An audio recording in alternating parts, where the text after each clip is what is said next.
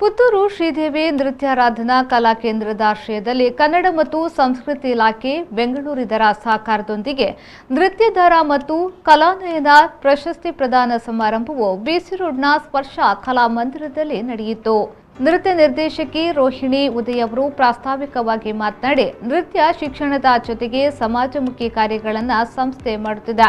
ವೃಕ್ಷಾಭಿಯಾನ, Covid ಸಂದರ್ಭ ನೆರವು ಮೊದಲಾದ ಸಮಾಜಮುಖಿ ಕಾರ್ಯಗಳನ್ನು ಮಾಡಿಕೊಂಡು ಬಂದಿದ್ದೇವೆ ಎಂದು ಹೇಳಿದರು. ಇದೀಗ ಶ್ರೀದೇವಿ ನೃತ್ಯಾರಾಧನಾ ಕಲಾ ಕೇಂದ್ರಕ್ಕೆ 15 ವರ್ಷ.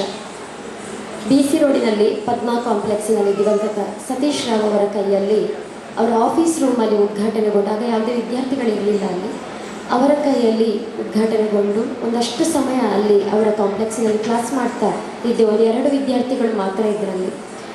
ನಂತರ ಬಿಸಿ ರೋಡಿನ ರಕ್ತೇಶ್ವರಿ ತಾಯಿಯ ಸನ್ನಿಧಿಗೆ ನಮ್ಮ ಕ್ಲಾಸು ಸ್ಥಳಾಂತರಗೊಂಡು ಯಕ್ಷಗಾನ ರಂಗದ ಖ್ಯಾತ ಹಾಸ್ಯಗಾರ ದಿವಂಗತ ನಯನ ಕುಮಾರ್ ಅವರ ಸ್ಮರಣಾರ್ಥ ಕಲಾನಯನ ಪ್ರಶಸ್ತಿಯನ್ನ ಕರ್ನಾಟಕ ರಾಜ್ಯೋತ್ಸವ ಪ್ರಶಸ್ತಿ ಪುರಸ್ಕೃತ ಹಿರಿಯ ನೃತ್ಯ ಗುರು ವಿದ್ವಾನ್ ಉಳ್ಳಾಲ ಮೋಹನ್ ಕುಮಾರ್ ಅವರಿಗೆ ಪ್ರದಾನ ಮಾಡಲಾಯಿತು.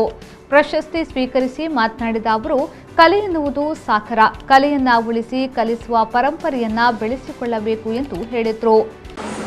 ಮಹಾ ಯಕ್ಷಗಾನದ ನೇರು ಕಲಾವಿದರಾದ ನಯನ ಕುಮಾರ್ ಇವರ ಬಗ್ಗೆ ಎಲ್ಲರಿಗೂ ನಮ್ಗೆ ಗೊತ್ತಿದೆ.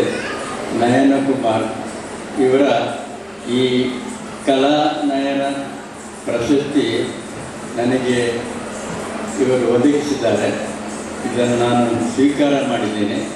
ಯಾಕಂದರೆ ನಯನ ನನ್ನ 89ನೇ ಪ್ರಾಯದಲ್ಲಿದ್ದೇನೆ. ನನ್ನ ಮುಂದಿನ ಇದಕ್ಕೆ ನನ್ನ ನಯನಗಳಿಗೆ ಅದು ಶಕ್ತಿಯನ್ನು ಕೊಡಲಂತ ಭಗವಂತನ ಹತ್ರ ಬೇಡುತ್ತಾ ಶಾಸಕ ರಾಜೇಶ್ ನಾಯ್ಕ್ ಅವರು ಮಾತನಾಡಿ, ಈ ಸಂಸ್ಥೆ ಕಲಾವಿದರನ್ನ ಹುಟ್ಟುಹಾಕಿ ಉತ್ತೇಜಿಸುತ್ತಿರುವುದು ಅಭಿನಂದನೀಯ ಎಂದು ಹೇಳಿದರು.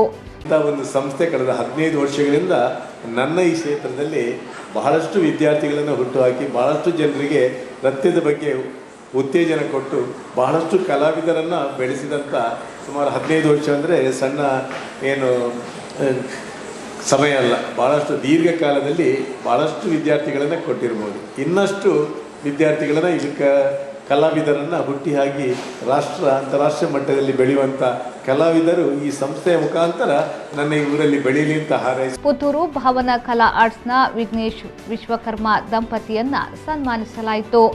ಕನ್ನಡ ಸಾಹಿತ್ಯ ಪರಿಷತ್ನ ಮಾಜಿ ರಾಜ್ಯಾಧ್ಯಕ್ಷ ಹರಿಕೃಷ್ಣ ಪುನರೂರು ಶುಭ ಹಾರೈಸಿದ್ರು.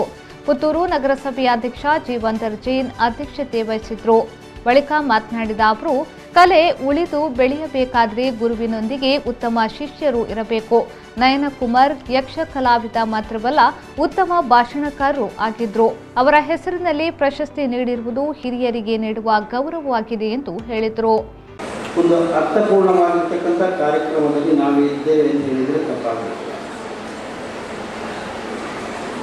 ಭಾರತೀಯ ಶಾಸ್ತ್ರೀಯ ನೃತ್ಯ ಇದರಲ್ಲಿ ವಿಶೇಷವಾಗಿ ಶಾಸ್ತ್ರೀಯ ನೃತ್ಯ ಇದರಲ್ಲಿ 8 ಇದನ್ನು ಗುರುತಿಸಲ್ಪಟ್ಟಿದೆ. ಮಂಗಳೂರು ಕನ್ನಡ ಮತ್ತು ಸಂಸ್ಕೃತಿ ಇಲಾಖೆಯ ಸಹಾಯಕ ನಿರ್ದೇಶಕರಾದ ರಾಜೇಶ್, ಬಂಟ್ವಾಳ ನಗರ ಯೋಜನಾ ಪ್ರಾಧಿಕಾರದ ಅಧ್ಯಕ್ಷ ದೇವದಾಸ್ ಶೆಟ್ಟಿ, ವಿದುಷಿ ರಾಜಶ್ರೀ ಉಲ್ಲಾಳ್ ಅವರು ಮುಖ್ಯ ಅತಿಥಿಯಾಗಿ ಭಾಗವಹಿಸಿದ್ರು. ವಿದ್ಯಾರ್ಥಿಗಳು ಗುರುವಂದನೆಯನ್ನ ಸಲ್ಲಿಸಿದ್ರು. ಗುರುವಿನ ಮಾತಾಪಿತರನ್ನ ಗೌರವಿಸಿದ್ರು.